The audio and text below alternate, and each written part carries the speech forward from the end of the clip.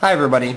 Today I'm going to show you how to do another bracelet using paracord. Now the ones that I've shown you to this point are the 1 and 2 color single pass cobra stitch bracelets. Here's the single pass. Here is the double pass or the king cobra bracelet. And this is the one that I'm going to show you how to do today.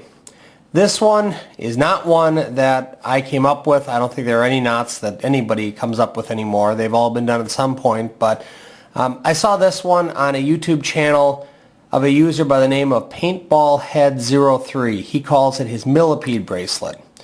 One of the reasons that people carry the paracord bracelets is that you have cordage with you so that if you need to use it, you can. However, both of the Cobra stitch bracelets are really tedious to take apart and actually use the cord that you've put together. So one of the things that PaintballHead03 came up with was what he calls his millipede. Instead of having to individually unknot every single piece, what he did was put a series of half hitches around a couple of sliding loops. And so then to release this one, all you do is pull down on the end here and it'll pull these loops through. Then the whole bracelet comes undone. I'll show you that at the end of the video.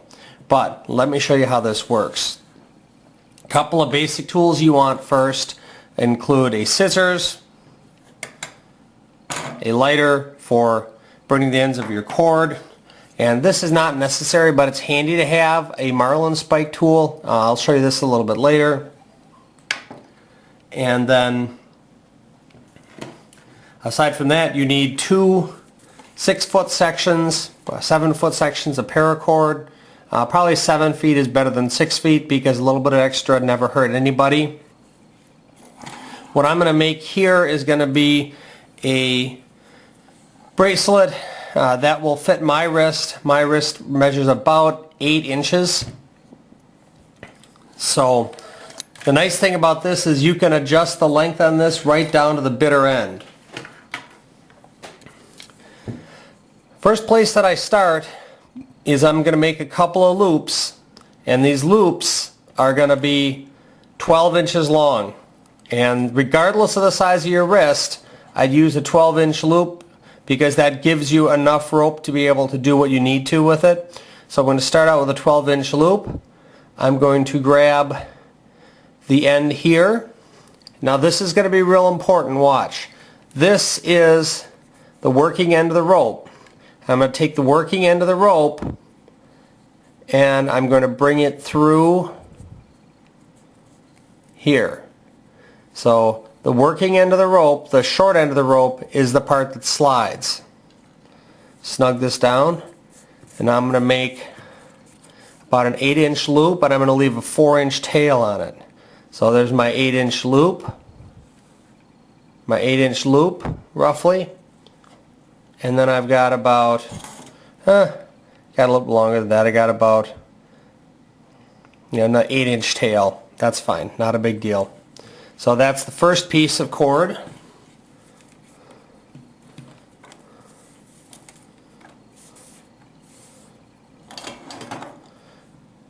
I'm going to make my second one here. Make my 12-inch loop. Take the end here. And remember, this is the working or the short end of the rope. It goes underneath and back through. So the short end of the rope is the one that slides. If you do it backwards, this is not going to work real well for you. And now let's get my 8-inch or so loop. And then I've got about 6 inches of a tail. The length of the tail is not real critical. This is all going to be adjustable later on, so I'll show you how to do that. This is something that makes life a lot easier. Not real complicated. This is just a couple of nails in a board, and what I'm going to do is I'm going to loop around the end here,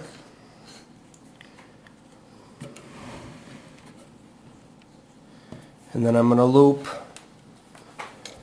this one around the end here. You don't need to really see the end of it, not a big deal. I'm going to shorten this up so that I get the right length. So that both of these are the same length. One thing that you want to pay attention to is you want the tails to be on the outside like this. So the tails are going to be on the outside. The longer piece that you're actually going to be knotting with is what you want on the inside. So you want it like this. Here. Okay. What I'm going to do is take the knot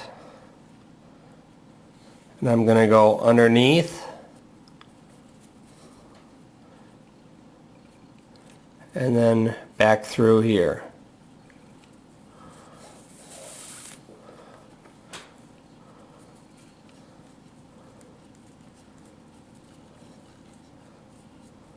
There. Underneath and back through. Same thing here. I'm going to go underneath and back through.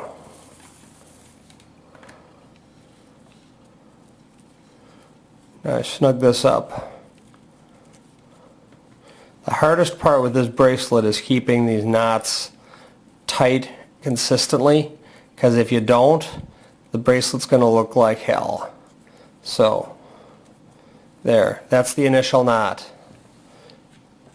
I've got my two short ends here, and notice the short ends slide if I want them to. Same thing here, short end slides if I want it to. There. Repeat that process with one little caveat. Notice, this wants to go down, so that means you got to go over the top and back through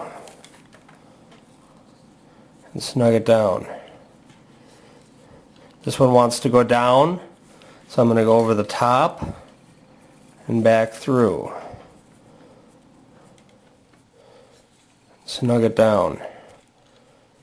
This one wants to come to the out on the top, means I go underneath, around and back through. This one wants to go on the top, so I'm going to go underneath, around and back through.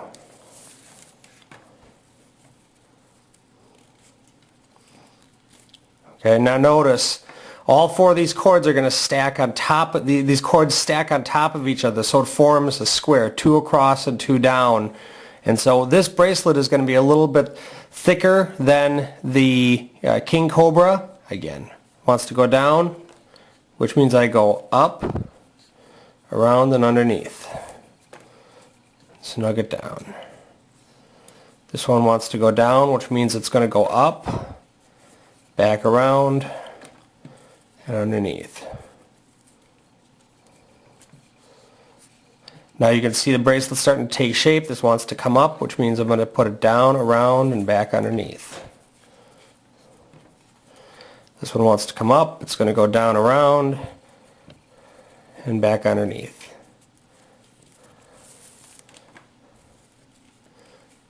So that's going to be how the bracelet starts to take shape. I'm going to pause the video now, finish this up, and then I will show you how to take care of these ends. So I'll see you in a few minutes. You notice I have the bracelet pretty well knotted, and the overall length on the knotting itself is about 7 inches. A question I get a lot of time is, how long do I make the bracelet? One of the things that's really nice about this bracelet, you can, if it's too long, you can make it shorter. If it's too short, you can actually make it a little bit longer, depending on how tightly you stitch this. So watch. Right now I've got a 7-inch bracelet. If I slide these knots down slightly, now I have an 8-inch bracelet. And it's only because I took the knots and I slid them down. You can actually do that part of it with the Cobra stitch, but the overall length of the Cobra stitch bracelet really can't be adjusted once you start. With this one it can be, because if you watch, see, you've got the loops here at the end. One of the things that's nice with this bracelet is if I pull, right now I've got about 2-inch loops. If I pull a little bit of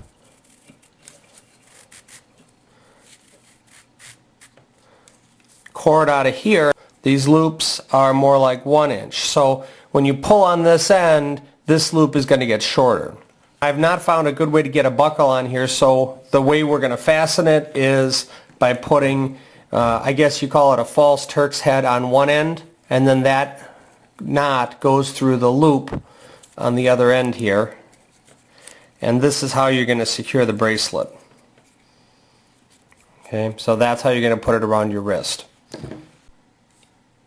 If you want to run the bracelet with only one loop up here, all you do is tuck this loop around the first one and then pull on the cord down at this end and watch what happens. You end up with one loop. This is the knot that we're going to use at the end. You're going to make a loop, and then this one is going to come over the top, underneath like this, and then this back loop comes up.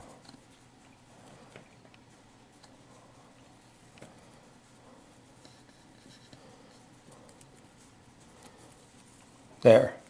So you end up with something that looks like this. This was the hardest knot that I had to do on this bracelet, so be patient with yourself. This marlin spike I'll put in the middle here once in a while just to make sure that that stays open. Now this piece that's on the left hand side is going to come around and then back up through the center.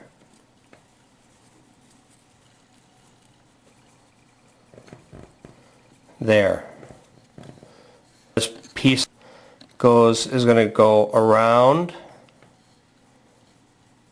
and then back up through the center here.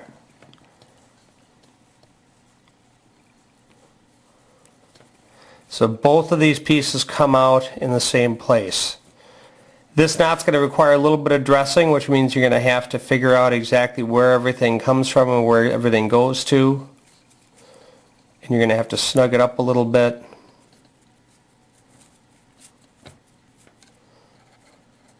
Okay.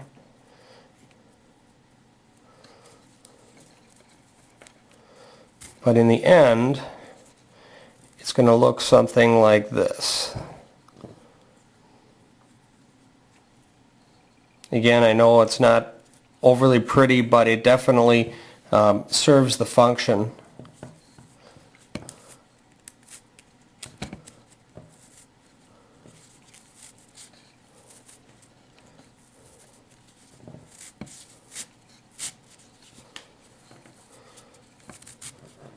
So we end up with the knot end here,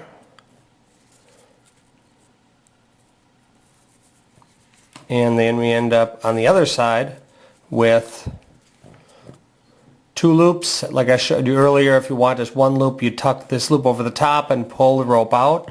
But that's your bracelet's going to look like, and you can see I ended up with about a 10-inch bracelet. Since this one is a little bit thicker than the regular Cobra stitch or the King Cobra stitch, I make them a little bit longer for an 8-inch wrist, probably about a 10-inch bracelet. It's pretty good. Now this is the beauty of this. Even though I've got everything knotted up, when I want to use this bracelet, all I do is pull on these two bottom pieces, and now watch. This just comes apart, and the entire bracelet comes apart, and you end up right where you started with two pieces of paracord. You don't have to undo anything, and if you want to use them, you can. This is probably one of the more challenging bracelets that I've done to make it look good, but it works really well. Again, I wanted to thank Paintball Head 03. He's the one that showed me how to do this in the video, but I thought that I'd make my own video of it just to show you. And that's it. I hope everybody enjoyed the video. Hope you learned something today. Please, if you enjoyed the video, like the video and subscribe to my channel. Tell your friends about the channel. And as always, everyone, stay safe, and hey, take your kids camping. Have a great day, everybody.